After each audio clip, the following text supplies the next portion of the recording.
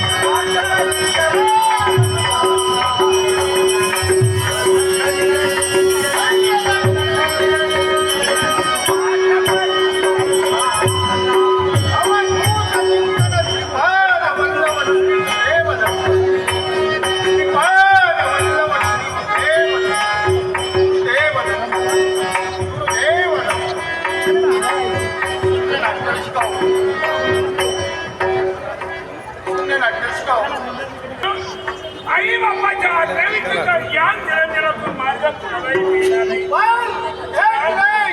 तुझ्या निरंजन मनात वावर असणारी स्वर्ग कमळ ती मला नकोय. मी म्हणतो या मार्गाला माझ्या कर्तव्यासाठी जातोय. माझ्या मार्गावर माझ्या आई बापाच्या आज्ञेविरुद्ध या निरंजनातून कुणालाही मार्ग मिळणार नाही. तुमचा माझा तेढ नको आहे चलायचो आणि ते नकोय म्हणून मी आपल्याला एक विनवणीच्या भाषेने म्हटलंय.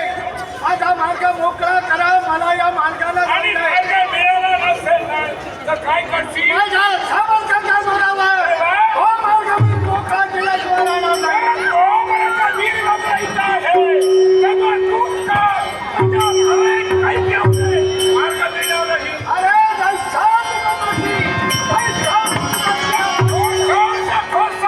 आज नाही खासा कोणत्या मार्गाला माझा मार्ग लागतोय? लक्षाला प्रमाण कशाला आहे? शांत काय पाहतात दाखवा तुमचा चमत्कार येणार.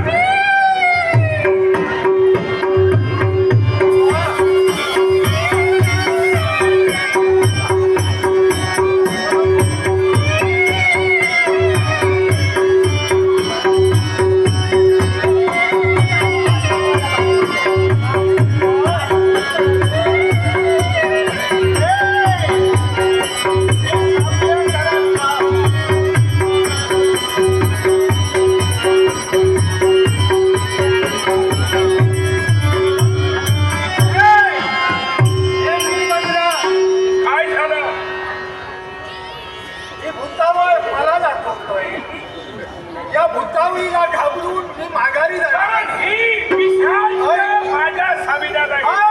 काय ऐकायचं आहे? मार्गाने एके वेळी माझी गुरुदेवतेनं मला ज्ञान दिलं. अरे वा शिप्रा नदीच्या तीरावर वेताळ सात्विकच करून आला. वेताळ या भूतावळीचा राजा वेताळ आणि तो वेताळाला आपलं केलंय आणि त्याच्या जाऊन बांधणं बांधून घेतलंय. काय